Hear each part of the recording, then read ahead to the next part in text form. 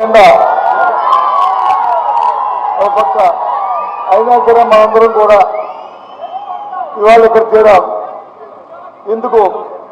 ఎండకంటే మనం పడుతున్న బాధలు ఎక్కువ. ఎండకంటే మనం పడుతున్న బాధలు ఎక్కువ. శిబిరంలో ఉన్న పట్టణంలో ఉన్న ప్రజలందరికీ కూడా దీని ద్వారా ఈ జిల్లా ప్రజానికే కాదు, రాష్ట్ర ప్రజానికే కూడా ఒకసారి మనకు తెలుసు అందరికీ పడుతున్న బాధలు అయినప్పటికీ కూడా ఒకసారి మళ్ళీ మనం చేసుకోవాల్సిన సందర్భం నేపథ్యం ఇవాళ పెద్ద ఎత్తున 2 సంవత్సరాలు జీవంతంగా చేశామని తిరుపతిలో సబ్ పెట్టడానికి తయారయ్యారు. తిరుపతిలో దేనికోసం అంటే ఇవాళ మీ పేపర్ చూడండి ఎంత వాళ్ళు ఇచ్చిన పెట్టారు. ఇవాళ వచ్చి చెప్పండి, ఇవాళ మీ అందరూ కూడా మా అందరం రైతులు కనీసం యూరియా దొరుకుతుంది ఎక్కడైనా? యూరియా కోసం వచ్చి క్యూలు కట్టాలి. యూరియాకి వచ్చి కార్డులు ఇస్తారట. మీకు ఎంత పడితే అంటే ఏదైతే మనం రేషన్లో బియ్యం కొనుక్కుంటామో, లేదా రేషన్లో పంచదార కొనుక్కుంటామో, లేదా రేషన్లో ఇంకో వస్తువు కొనుక్కుంటామో, అలాగే రైతు పండించే పంటకి కావాల్సిన యూరియాని ఇవాళ కార్డు ఇచ్చి చేసుకున్న దుస్థితికి, దుర్మార్గమైన పరిస్థితికి ఇవాళ ఈ ప్రభుత్వం చేకూరింది. ఇవాళ అంతేకాదు ఆ పంట పండితే కొనే నాదుడు లేడు, కొనే దిక్కు లేడు, అడిగితే సమాధానం చెప్పే దాదు లేడు. ఎంతసేపు ఒకే మాట, నేను చేశాను ఏం చేశావు? ఇవాళ గ్రామాల్లో పోతే విద్యాలయాలు ఆ స్కూళ్ళు చూడండి. ఆ రోజు జగన్మోహన్ రెడ్డి గారు ముఖ్యమంత్రిగా ఉన్నప్పుడు ఆ గ్రామీణ ప్రాంతాల్లో స్కూల్ని ఎంత సుందరంగా తీర్చిద్దామో ఇవాళ ఏం దుస్థితిలో ఉంటుందో ఆలోచన చేయండి.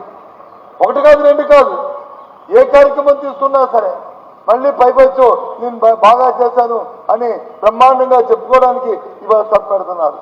చాలా దుర్మార్గం. చంద్రబాబు నాయుడు ఇందాక అనుస చెప్పింది, ఎలాగైతే నీ మామకి ఎన్నో పొడిచావో, ఎలాగైతే మీరు వచ్చి ఏ రకంగా అయితే ఆ అధికారం లాక్కున్నావో, అలాగే మాయమాటలు చెప్పి, అలాగే మోసం చేసి ఈ ప్రజల దగ్గరికి వచ్చి మాయమాటలు చెప్పి ఇవాళ అధికారం తగ్గించుకున్నావు.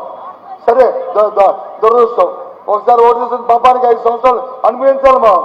కానీ ఎంత ఇచ్చానో ఒక్క రోజు కూడా ఈ ప్రభుత్వం కొనసాగడానికి వీల్లేదు. ఎందుకంటే అంత దుర్మార్గంగా ఇవాళ పరిపాలన సాగుతుంది.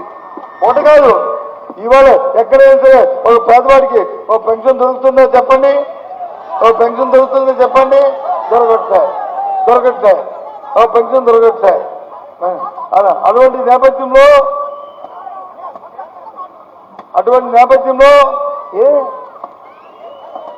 ఏమైంది? అటువంటి నేపథ్యంలో ఇవాళ ఈ పరిస్థితులు పేదవాడి కోసం లేదు, చదువుకున్న వాడి కోసం లేదు, రైతు కోసం లేదు, మహిళ కోసం లేదు. మరి ఇవాళ నిన్నటి వరకు 0 వడ్డీ ఇచ్చేవారు. ఇవాళ ఎక్కడైనా ఏ మహిళకైనా ఏ డోక్రా సంఘానికైనా 0 వడ్డీ దొరుకుతుందా? దొరకట్లే. అయినా మళ్ళీ మేము గొప్పగా తెలియదు. ఎందుకు ఇవాళ చిపురుపిల్లో ఉన్నాం. ఇవాళ కొట్టుల్లో ఉన్న మన వ్యాపారస్తులందరూ కూడా, మీ వాణిజ్య వ్యాపారస్తులందరూ కూడా గత 5 సంవత్సరాల్లో కాంగ్రెస్ మరి వైసీపీ ప్రభుత్వం ఉన్నప్పుడు మీ వ్యాపారాలు, మీ వ్యవహారాలు, మీ తాలూకా రాబడి ఏ రకంగా ఉండేది, ఈ 2 సంవత్సరాల్లో మీ తాలూకా పరిస్థితి ఏ రకంగా ఉందో ఆలోచించమని కోరుతున్నాను. ఇది మోసం కాదని అడుగుతున్నాను, ఇదే మాయ మాటలని అడుగుతున్నాను. మాయ చెప్పి మోసం చేసి మరి అధికారం కోసం ఆలోచించే తత్వం కాదు మాది. ఉన్నది నిజం చెప్పి, ఉన్న వాస్తవాలు చెప్పి మిమ్మల్ని మెచ్చిపించకుండా తప్ప ఎప్పుడు మోసం చేసి మాయ చేసి మరి రాజకీయాల్లో తత్వం కాదు. ఇవాళ చెప్తున్నారు, ఇవాళ నిజంగా ఇవాళ ఇందాక చెప్తున్నారు, మా సోదరులు చెప్తున్నారు, సార్ ఇవాళ ఒక పని చేయాలి సార్, మనం ఈ రాష్ట్రం అంతా కూడా ఒక నాలుగు పెట్టాలి సార్. ఇవాళ ఈ పార్టీ ఇవాళ తెలుగుదేశం పార్టీ కాదు సార్, ఇది వెన్నుపోటు పార్టీ సార్.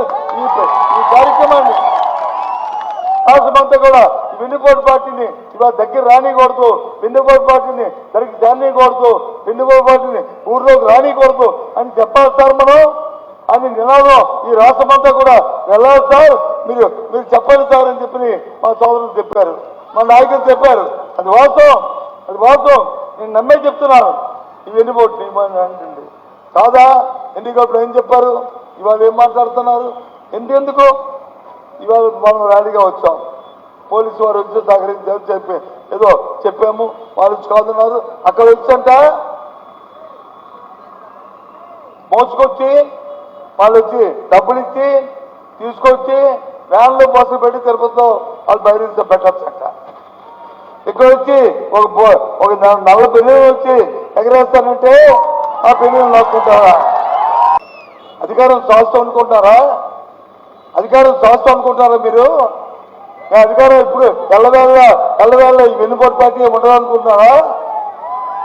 అయినా మేము ఎప్పుడు కూడా అధికారం చేతులు తీసుకోలే, ఎప్పుడు ప్రజాస్వామ్యబద్ధంగా ప్రజాస్వామ్యబద్ధంగా కార్యక్రమాలు చేస్తాం.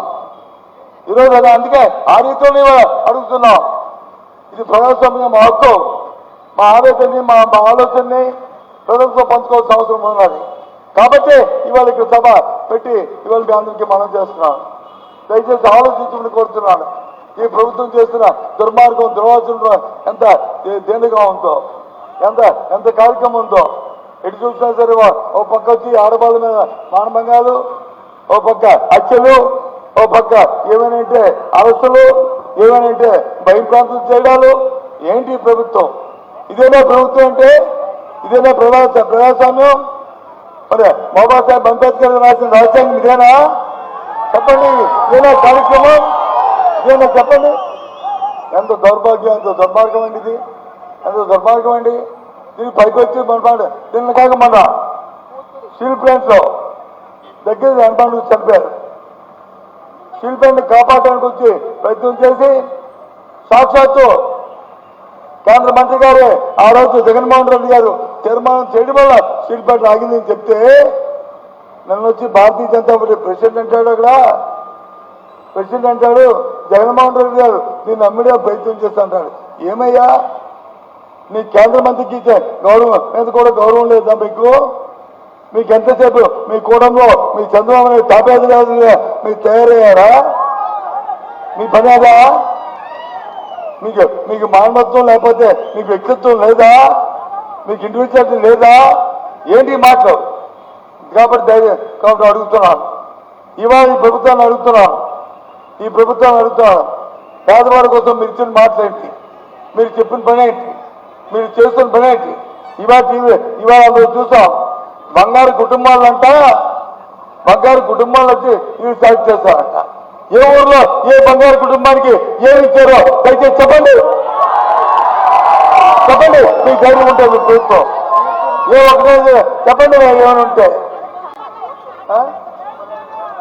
ఎక్కడ ఇచ్చారు చెప్పండి. వాళ్ళంట మా ధనవంతులు చేస్తారంట. ఒక్కడే పేదవాడిగా చేయకుండా మీరుంటే చాలు. ఇదా మీరు చేస్తున్న మాయ.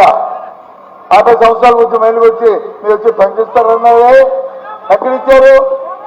ఇవాళ అమ్మఒడికి వచ్చి ఇంకా డబ్బులు ఇవ్వాలి, నిజం వాస్తవం కాదా?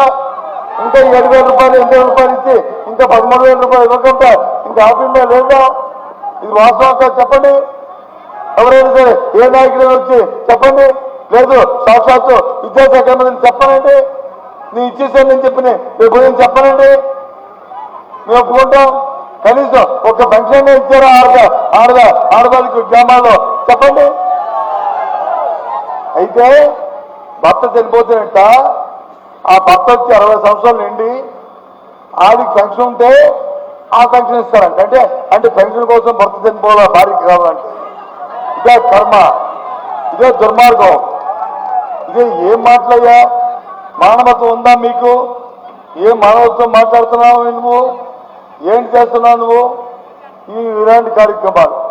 కాబట్టి ఇవాళ ఇంత మంటెంట్ అయినా సరే మనం ఈ చీపుల్లి కూడల్లో ఇవాళ ఈ కార్యక్రమాన్ని ఇవాళ చెప్పి ఇవాళ గ్రామానికి మనమేమి ఆవాకులు చవాకులు చెప్పక్కర్లే, లేని పని కళ్ళబల్లి మాట చెప్పక్కర్లే.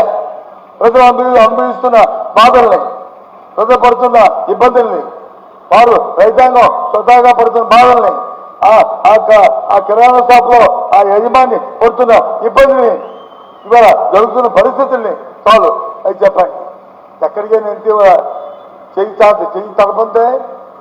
తడపంతే పని అవుతుందా? ఏమిటి అవినీతి? ఎక్కడుంది?